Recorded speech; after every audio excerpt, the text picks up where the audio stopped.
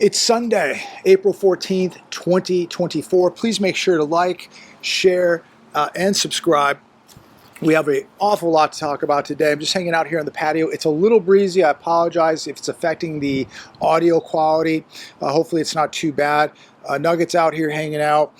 We do have a lot to talk about. I did see the movie last night. We went and saw Civil War. I'm going to do a review of that on this video, so stay tuned to that. But I want to start with some of the latest news here. Obviously, everybody's watching what's taking place in the Middle East right now. Oil prices are set to rise as market braces for Israel's response to Iran's missile and drone barrage. Last night, Arca, one of the cheapest stations out here, $5.49 for a gallon of regular. Everybody is going to be affected now by what is taking place over there in the Middle East. Everyone is going to be affected by oil prices. When you go to the pump, when you put gas in your car to go to work, everything that is transported by gas, oil, diesel, on a boat, a train, a truck, you name it. Everything is shipped by oil and gas and diesel. So everything on those shelves is going up. This is going to be extremely inflationary. It'll be very interesting to see tomorrow morning how the markets, our manipulated markets, react to what's happening in the Middle East, rising oil prices. What will happen to gold and silver tomorrow? I would imagine at some point we're going to see, because of the uncertainty and chaos over the Middle East, we're going to see metals continue to go up. Now, I don't know what's going to happen tonight or tomorrow regarding metals, but at some point I think we're going to see another breakout move by the metals. And we don't know what could happen tonight, tomorrow morning. They're talking about retaliation. Israel is talking about retaliating in the next 24 to 48 hours. How severe will it be? Nobody knows. You don't know what's going to happen now from 1 minute to the next. I'm concerned about what could happen right here on U.S. soil, and you should be concerned about that too. So be careful out there. The hedge today, not looking for a significant escalation. Israel threatens imminent response to Iranian attack. It then walks it back. They're going to retaliate, and this is going to continue to escalate World War III. This is what happened yesterday. Iran shot 170 drones, or flew 170 drones over, 120 ballistic missiles, and 30 cruise missiles. U.S. and Israel shot down around 99% of this weaponry. But there is going to be retaliation now. So once Israel retaliates, it's only a matter of time before Iran retaliates back. And you're going to see it, I believe, at some point, pipelines, refineries getting hit, and we're going to pay a huge price here. So this thing could get really, really severe. I would say yesterday, things got very, very severe. I mean, we're talking over 300 missiles and drones being shot at Israel. So it is going to escalate. I have no doubt about it. I hope that things de-escalate. Look, I have empathy for people. I believe in peace. I don't want to see war. I don't want to see people on either side continuing to play this out. So many innocent people in between being affected by this, losing their lives. And we're all going to be affected by this because it's going to cause more inflation, higher prices, shortages, you name it. This is not good for the world, that is for sure. Israel's defense against Iran attack overnight likely costs $1 billion. Now, you know who they're going to come knocking at the door for more money, right? And weapons. It's going to be us. Who's going to pay for that? And again, I'm not sitting here taking sides. I'm not promoting war. But of course we're going to pay for that. It's going to be extremely inflationary because we're shipping weapons to Eastern Europe, the Middle East. Heaven forbid things break out now in Taiwan. The whole thing is a disaster taking place globally now. And we're going to see more chaos, more confusion, more uncertainty taking place now day to day. I don't think people really understand how quickly things can get out of control. And they're quickly getting out of control right now. People just figure they can sit here and they're not going to be affected by this. Of course, go to the gas station. Go to the grocery store. You're being affected by this right now. But wait till we're really affected. Wait till the chaos and the violence erupts here. Americans panic search World War III, and they're searching, can I be drafted, as Iran bombs Israel. So these searches are now hitting a 5-year high. Younger millennials and Gen Zers have been asking Google search about the military draft age. Younger people are getting worried that this escalates, that possibly they could be drafting. And you got to ask, where's the military really? Nobody wants to join the military now. Where are they going to find the bodies? Where are they going to find the soldiers in case this thing does escalate into a big war? Now, in this, I highly advise you go to The Hedge and read this article. Again, titled Americans Panic Search World War III and Can I Be Drafted as Iran Bombs Israel. Check this article out. There's some TikTok videos in this article. And one TikToker, just to kind of go through it quickly, he made a video and he said that he won't be drafted. He'll just say no. He says that, people like him have things to do. They're too busy. We're too mentally ill. And he holds up a bottle of pills and says he has 6 of these. He has 6 of these bottles. We're too mentally ill. His generation is too mentally ill. And then he says, what makes you think that I'm qualified to carry a gun? And it goes on and on and on while he's like eating an apple, a sliced apple, dipping it in something. Just shocking. Another one said, you don't want me fighting for this country. These are the type of people now that we have produced here in America to protect us. Now, I'm not endorsing that we draft and go to war and fight for other countries. I'm not saying that. But think that if something took place here where a war was coming to America and we had to respond to protect our own country, think about the people now that this country has produced to protect us. Not very good. In fact, I highly advise that you check this article out, watch these TikTok videos, because we are not prepared to deal with what's coming to America. That is for sure. If people can't even, pay back their student loan debt, do you think they're really going to fight for this country? Do you think they have the guts? Do you think they really care about this country? They have no loyalty, unfortunately, many of them, to this country. Many signed on the dotted line and now made you pay it back. And you think that they would even risk their life for you? These people don't care about any damn draft notice whatsoever. And again, I'm not endorsing it.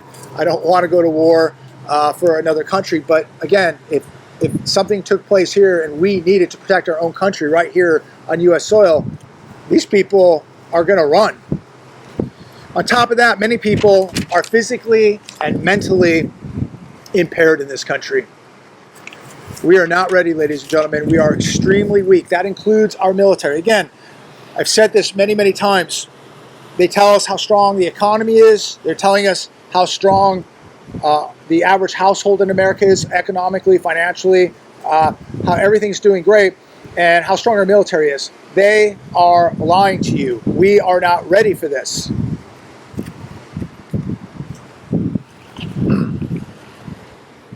In 2023, this administration allowed $10 billion in funds to be collected by Iran. In the last 3 years, this administration has sent over $80 billion to Iran. Now, I'm not going to say left, right, in the middle, but what do you think about that? If you're on the right, the left, or the middle, is this acceptable to be sending tens of billions of dollars to Iran? Let me know your thoughts on it. Again, I'm not promoting a war or a draft. I don't want to see anybody die. But was this the right move to be sending tens of billions of dollars over to Iran over the last 3 years? I don't think I would be doing that. But some would argue, well, you're sending it over to everybody else. Send it to Iran. Everybody's getting it, except for the people right here in America, of course. But let me know what you think about that. I don't think I'm a big fan of that. New York Post, energy prices soar 30% under this administration, 13 times faster than the previous 7 years. What are people going to do? People on a fixed budget, older people, retirees, and people working 40, 50, 60 hours a week. They can't keep up with this. I mean, I cannot believe what is happening right now. The news is going so fast. Between the wars in Eastern Europe, the threat of war in Taiwan, the disruption in the Middle East, the massive money printing. Think we are a bankrupt nation and all these countries are coming to us to lend them money when we're completely bankrupt. That would be, I guess, for an example, maybe not a good one, but if you had a family member come to you and ask you for money, yet you have absolutely no money whatsoever. You're completely, you got 10 credit cards and you owe $400,000 in credit card and student loan debt. But you go, wait a minute.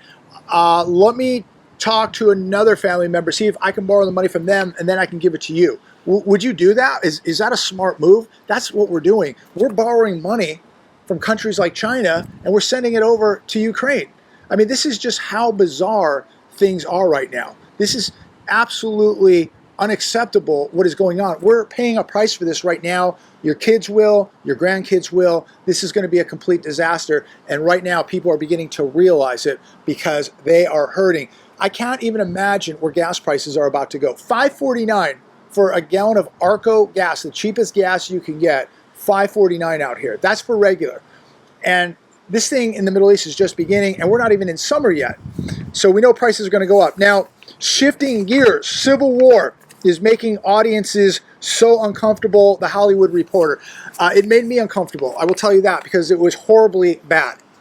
I was extremely uncomfortable last night when we went to see this movie because it was a disaster.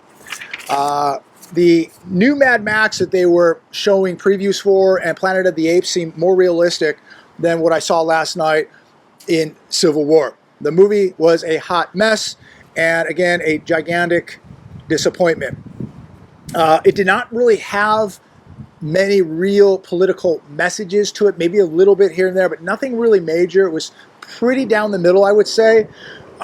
What really kind of ruined the movie for me were the people the movie revolved around. These journalists, these war time journalists who are now here in America. You know, they were used to filming wars in other countries, but now they're filming it here. And then they take on this dude, this woman, and this older guy, and then they take this young, green, rookie journalist who looks like she's 14 years old. And they're driving through America, filming, not even filming it, they're just taking pictures. They're not even videoing it, they're just taking pictures. And they're literally in crossfire through the whole movie. They don't even get a scratch, except one of them. Excuse me, the one older dude. Spoiler alert. If you don't want me to spoil it, shut it off right now. But I'm gonna release some of the movie here. The older dude got shot, but the woman, the young woman, and the gentleman, reporter, journalist, literally not a scratch. They're literally running around with the military. And in the line of fire, crossfire, they're hiding behind tanks, explosions are going off, nothing happens to them. And then they're like laughing about it. And then the one guy, he's like totally getting, like a high off of it. And then they're drinking booze, smoking some weed, going to the next town. And, it's just like a big party. And then they, then things get real and they freak out. And, it doesn't really make any sense, and a lot of you told me this movie makes no sense. I agree, it didn't really make any sense. How it ends, how they, the journalists follow the Western forces to the White House, and they overtake the White House, and they're going through the White House now. And these three journalists are going with these forces, basically like a SWAT team, and they're all going in there and searching room to room for the president. And there's, a million rounds of gunfire going on, and people are dropping like flies, but not the three journalists. They're, just going through with with the special forces or the SWAT team, Western forces or whatever it was. And then the young journalist jumps in the middle of the hallway during a shootout. She just jumps in the middle of the hallway and snaps a photo. And then the older journalist jumps in front of her and tries to save her, and then gets shot and falls down. And then the young one lays there, and but gets back up, and then they just keep on going. So, and then they finally get the president, and they go, "Do you have any last words?"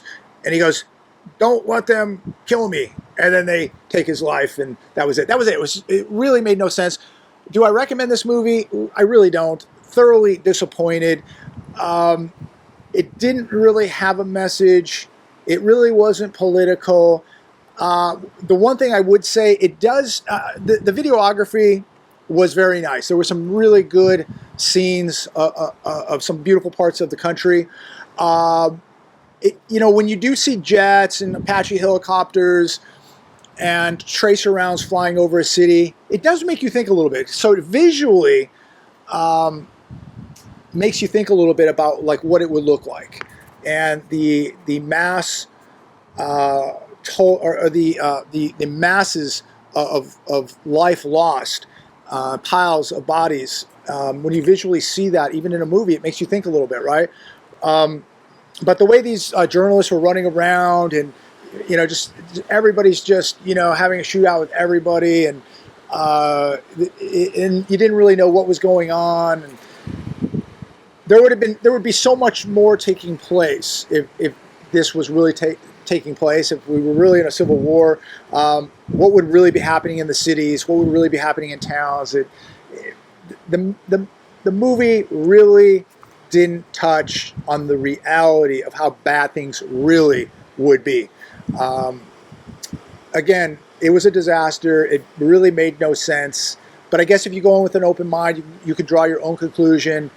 Maybe it makes sense to somebody out there. Comment down below if you saw it. I don't really recommend it. But if you saw it and you liked it or didn't like it, comment down below. If you knew or have an idea of what the point of this movie was, did it have a message, or do you just? I think a lot of people just came to their own conclusion, and that's about it. I mean, I don't know. It was very down the middle, and it really didn't make any sense. So that's about all I can say. But yeah, I don't think it was very, very, very realistic. NBC. Getting back to reality here, and we'll close with this last one. Terrifying moment. Armed suspect carjacks beloved wife, Catherine Guerrero, in the middle of a busy Florida intersection before killing her and setting her remains on fire inside the stolen vehicle. They have a video of this. This is, I mean, this is real. This is absolutely horrifying. A Acura pulls up behind this SUV. Some dude gets out with a mask and a hoodie, walks up to the window, points a gun at this woman, gets in her SUV in the back seat. They drive off. They make a U-turn. The Acura follows. So obviously this is a team of people. They find the vehicle later burnt. It was lit on fire along with Miss Guerrero, 31 years old. And the chilling thing here is she called her husband. They had rammed her. And this is what they do sometimes, hit your car, want you to pull over, then they carjack you. And she didn't pull over, she didn't get out of the car, they followed her, she calls her husband. The weird thing is here, nobody called 911. But whatever happened, I don't know. If you know anything about this, make sure that you get a hold of authorities. I'm not exactly sure what part of Florida this was. Yeah, I don't know. But you can Google this. It's all over the place. 31 years old, Miss Guerrero, her life taken for a vehicle. I mean, this is, you don't need to see the movie Civil War. You can just watch the news. It's much more violent than the movie last night. I mean, this is somebody's wife, somebody's daughter, possibly somebody's mother, and they're done. Their life has been taken. Just the stupidity, the evilness that is out there. What people will do just to take a car, to take your wallet, to take your dog. They will take your life. This is absolutely disgusting, what is going on in this country. And I hope that these people burn in hell for what they did. And I hope they're caught. And I hope that Florida throws the book at them. But you got to be careful out there. As I close the video today, I apologize about the wind. Hopefully it's not too bad. You got to be careful. Exercise situational awareness. Don't be on your phone sitting in your car at an intersection. Pay attention. And if you don't feel comfortable in an accident pulling over, call the police and get to somewhere safe. If you have a bad feeling, don't stop. Don't get out of your car. Be safe. God bless every one of you. Please like, share, subscribe. Comment down below on anything you want to comment on. Talk to all of you soon.